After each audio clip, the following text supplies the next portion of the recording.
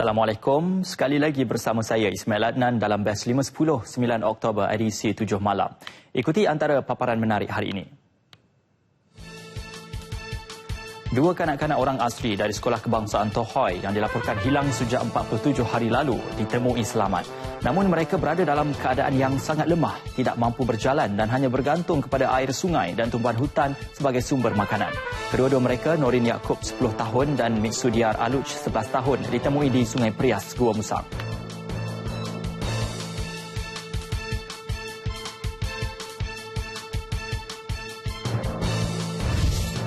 Turut ditemui oleh pasukan mencari dan menyelamat ialah satu mayat yang dipercayai salah seorang daripada kumpulan 7 kanak-kanak orang asli yang dilaporkan hilang itu. Mayat berkenaan ditemui berhampiran dengan dua kanak-kanak yang ditemui selamat. Semalam, satu tengkorak turut ditemui di kawasan berhampiran, manakala pada Rabu, satu mayat turut ditemui yang identitinya disahkan sebagai Sasa Sobri, 8 tahun.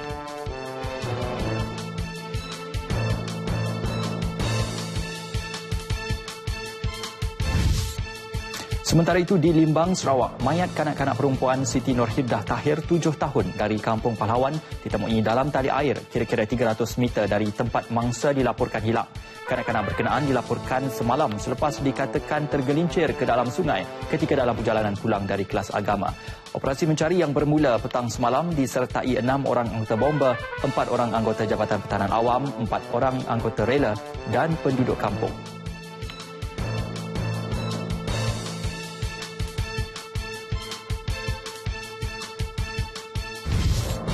1,200 anggota bomba berserta pelbagai aset seperti kenderaan pacuan 4 roda, unit pam angkut, kemah, peralatan komunikasi dan set jana kuasa akan dihantar ke Indonesia untuk membantu memadam kebakaran hutan di sana.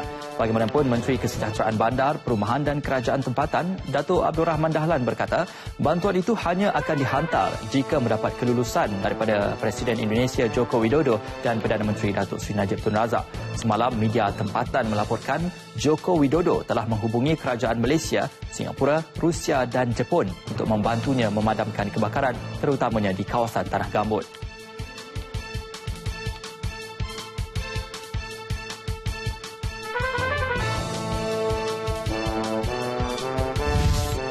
Persediaan berdepan musim tengkujuh. Kementerian Pembangunan Wanita, Keluarga dan Masyarakat mempersiapkan pasukan sukarelawan di bawah agensinya bagi membantu golongan sasar berkeperluan khas seperti OKU dan warga emas yang terjejas akibat banjir.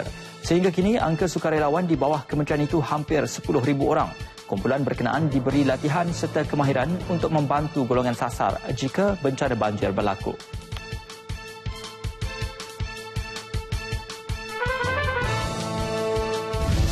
Pihak berkuasa berjaya melumpuhkan sindiket pengedaran dadah antarabangsa apabila cubaan menyeludup dadah jenis syabu dengan menyoroknya dalam buku dikesan di sebuah pusat kurir di Bukit Jelutong, Selangor. Pengarah Jabatan Siasatan Jenayah Narkotik Bukit Aman, Datuk Seri Muhammad Mokhtar Muhammad Sharif memaklumkan syabu seberat 260 gram itu dibalut dengan kertas timah dan diletakkan dalam buku yang ditebuk segi empat di bahagian tengah. Bagaimanapun, tiada tangkapan dibuat dan pihak polis masih meneruskan siasatan bagi mengesan individu terlibat.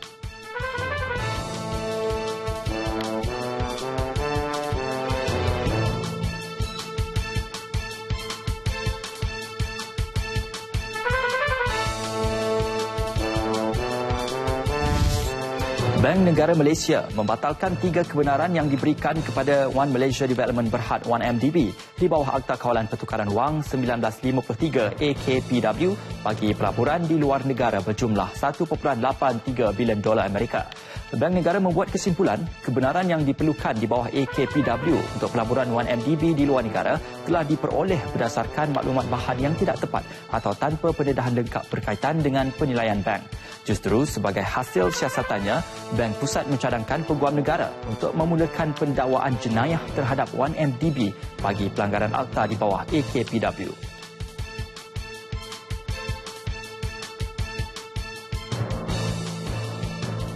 Baiklah, sekian sahaja Best 510 edisi 7 malam. Assalamualaikum dan salam sehati sejiwa.